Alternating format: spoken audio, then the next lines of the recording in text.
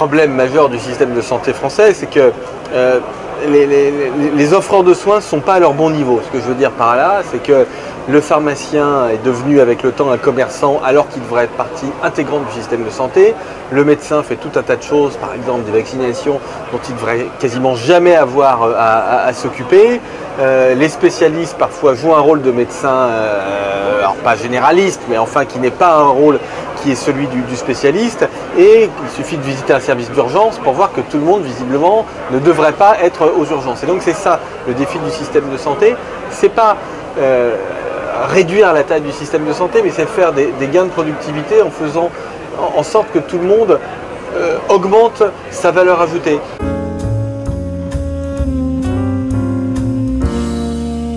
C'est faire en sorte que on étende les tâches des pharmaciens, comme ça se fait d'ailleurs dans plein de pays dans le monde, le Canada, les États-Unis, la Catalogne, vous avez plein d'endroits dans le monde qui ne sont pas des endroits de sauvage, hein. On soigne très bien les gens, mais dans lesquels les pharmaciens font beaucoup plus de choses qu'en France. Il faut que le médecin généraliste, il arrête de vacciner ou de soigner les rhinopharyngites, mais qu'il soigne les pneumonies, les vraies maladies. Et vous voyez, il faut vraiment qu'on arrive à faire ça.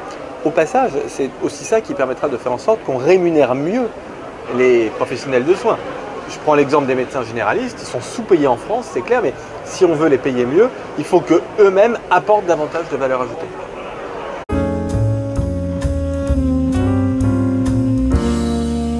C'est très compliqué de faire des délégations de tâches en France parce que le système est devenu avec le temps très, très corporatiste et les médecins ont peur que leur métier soit pris par les pharmaciens. C'est intéressant d'ailleurs parce que pendant la table ronde, quelqu'un faisait remarquer le fait que les médecins généralistes sont un peu réticents à l'ambulatoire, au fait de faire monter l'ambulatoire parce qu'ils ont peur que ça leur donne trop de travail.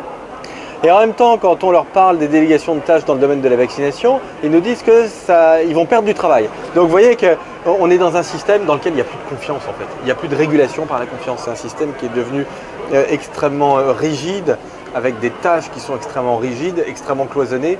Et donc les médecins, mais je pourrais dire la même chose des spécialistes, des cliniques, des hôpitaux, tout ce qu'on veut, ont l'impression que si on bouge le système, ils vont y perdre. Que c'est un jeu qui est toujours un jeu à somme nulle, voire à somme négative. Si on change quelque chose, ce sera pour le moins. Non, il faut réintroduire de la souplesse dans le système, il faut étendre les compétences d'un peu tout le monde, et il faut faire en sorte que le système se régule plus. Allez, je vais oser un gros mot d'ailleurs, mais par le marché, par la confiance, par la liberté. Il faut remettre de la liberté dans le système de santé français.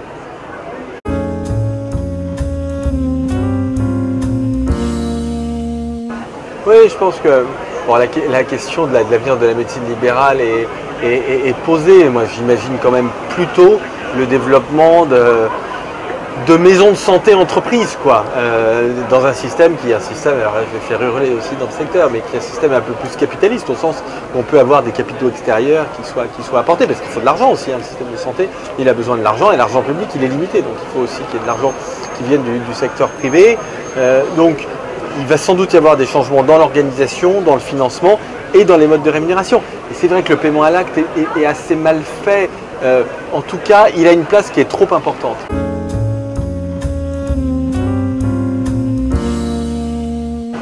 Au fond, tous les économistes savent que quand vous payez les gens à l'acte, ils font trop d'actes.